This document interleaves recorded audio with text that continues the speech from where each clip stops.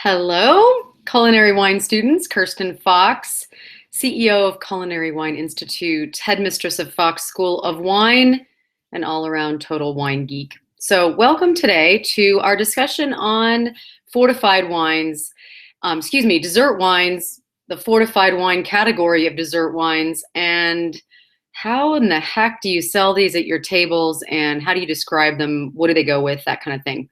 So today, as a drink with this class, I'm drinking tea. It is got a little cream in it, and it's in honor of the British, and we'll talk about that in a moment. So lovely, having a little tea today. And let's talk about what we're going to get done today.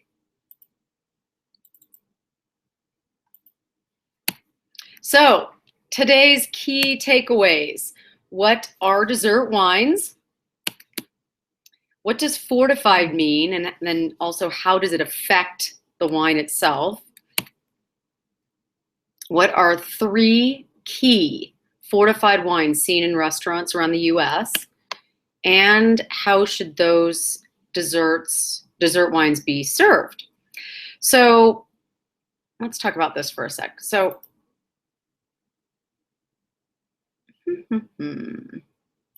all right, so dessert wines are what you would expect dessert wines would be, and that is they are sweet wines served at the end of a meal. And one of the ways to, when you've got squeezed grape juice, you're starting to make wine, you squeeze the grapes, the juice runs into the vat, and you start to have it ferment. Well, that original juice, the original juice that's in that vat is very sweet. It's actually sweeter than grape juice that you'd be drinking, table grape juice. It's very, very sweet. So one of the ways to create a dessert wine, which means it's got to have sugar in it, is to actually add alcohol or spirits to the fermenting juice before the yeast eat all the sugar.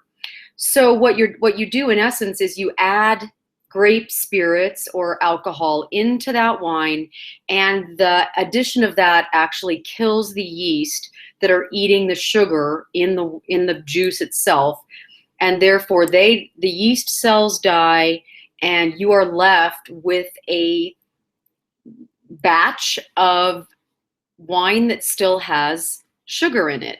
Now it also has brandy spirits or grape spirits in it, which means the alcohol content is very high, which is why, in fact, it kills the yeast. So the alcohol content in a fortified wine is typically between 17 and 20% alcohol. And sometimes the alcohol itself is a little overwhelming in the finished wine product as it is. So we'll talk about how to serve it in a moment, because it goes into some important pieces of how to serve it. I'll go into that. So that is what fortified wine is. It's kind of basically like they've added something. They've fortified the wine with additional spirits in order to stop the fermentation, which leaves sugar left in the wine. That is what fortified wine is. And then let's talk about what key fortified wines we typically see on menus in the US. So one is, let's go there. Port. Port is a wine made in Portugal. It is basically their special grapes that they have in Portugal, and it is made exactly like I just described. They start fermenting the wine, the juice, they start fermenting the juice. When it gets to a certain point of sweetness that they want, they actually then add brandy spirits into the wine itself, and the wine is left with the brandy spirits in it, and it is left with sweetness. And you'll see ports that are, some are called ruby, some are called tawny, some are called vintage.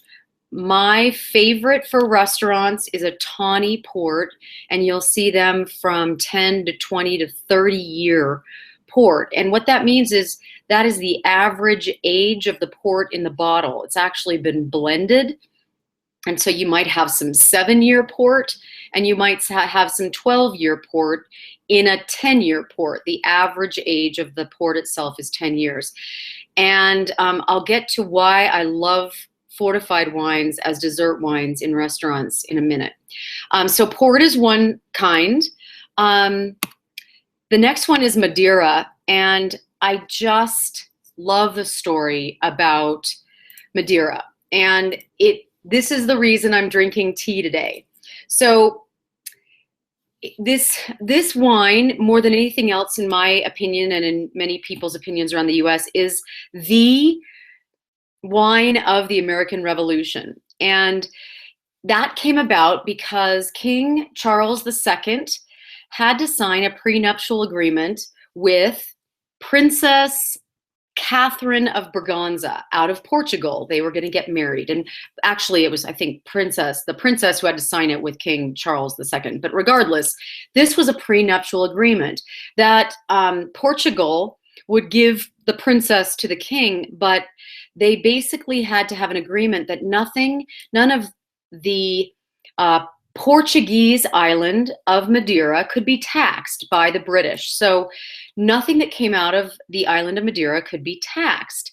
So what happened was, as the US, or as the revolution started, Madeira that came from the island of Madeira couldn't be taxed. So it was, number one, cheaper, because the wines out of the rest of Europe they were all taxed. But number two, it actually became kind of a symbol, since it wasn't taxed, of kind of, screw you, England, we're going to drink this and not try to line your pockets with our money. So Madeira became a symbol, and in the bars around New England, as the revolution basically started, people would order Madeira and be standing right next to a redcoat from England, and all they were basically saying was, we support the revolution, in a very underhanded, quiet way. So I love Madeira. It is a fortified wine from the island of Madeira, which was owned in essence by Portugal at the time. And Madeira is basically cooked port. So you've got the wine that was fortified with brandy spirits. Then if you took that wine and you put it on a boat and sent it through very, very hot climates, it would be sloshed around and it would be cooked because it's so hot. So Madeira is cooked port, in essence. It has a very distinctive flavor. It is sweet, and it is what I choose to drink whenever there's Madeira on a wine list. I always have that because I just feel so close to the founding fathers and mothers of our country.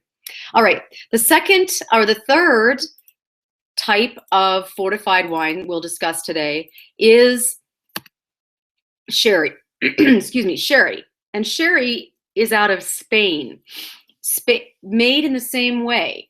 They make a wine, they add spirits to it, and it stops the fermentation and creates a sweet wine. Excuse me.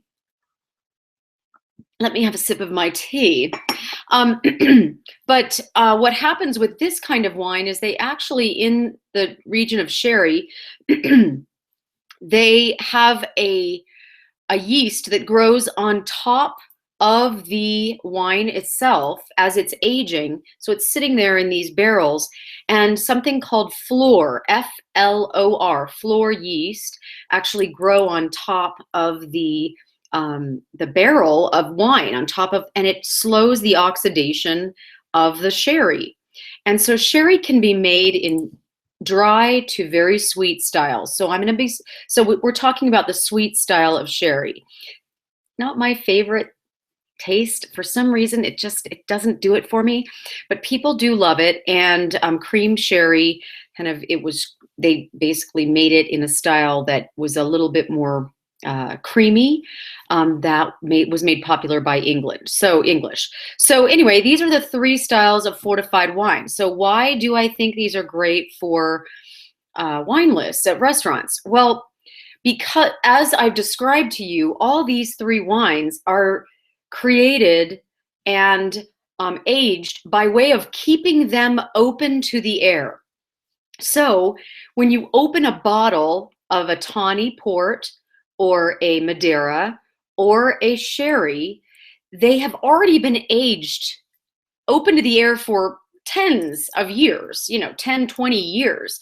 And so you opening it isn't going to start a process of oxidation that's going to affect the wine. So at a restaurant, you can keep a bottle of open port, open Madeira, open sherry for months, chilled in a refrigerator, and it's not going to go bad like a normal bottle of wine would, because the normal bottle of wine hasn't been exposed to air. It's been bottle aged, it's been tight up in that bottle, and so as soon as the oxygen starts acting on it, it spoils it. So in this case, it's already been, these three types of wine have been aged for years, exposed to the oxygen, so it won't necessarily affect it very quickly at all. So as a restaurant pours dessert wines, maybe not so often, you can pour a 3-ounce. My suggestion is a 2 to 3 ounce pour of these wines. They're very high in alcohol, 17 to 20%, so super dense. And they're also, you just can't drink that much of them because they're so sweet usually.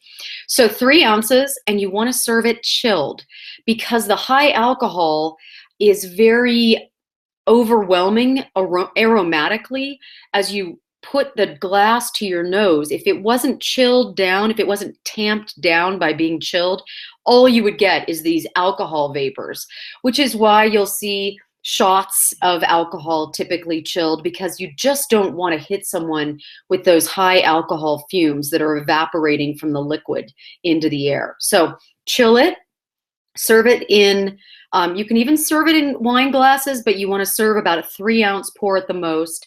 And you can keep it in your refrigerator. You want to cork it as impermeable as possible, but really cork it and stick it in the refrigerator, and it can sit there for months to serve to your guests, and it will stay perfect. All right, so on to next week's topic. Let's see. Next week's topic. Here we go. Next week's topic is, my son is graduating from college, and how much wine do I need to get me through all the time with our relatives? In other words, no webinar next week. I think I've got enough wine stocked at this house for this extravaganza, but I'm not sure. So I will be knee deep into it on next Thursday. So the following week will be, what does biodynamic, the word biodynamic, mean in connection with wine? You see it on a lot of labels. You'll see biodynamic. What does that mean? What is it? How does it affect the wine in the bottle? And what does it mean to your guests as you're trying to describe it to them? So cheers today, my tea. Basically in honor of the Boston Tea Party, saying the English, and that same thing with Madeira wine as well. So cheers today. See you in 2 weeks. Bye-bye.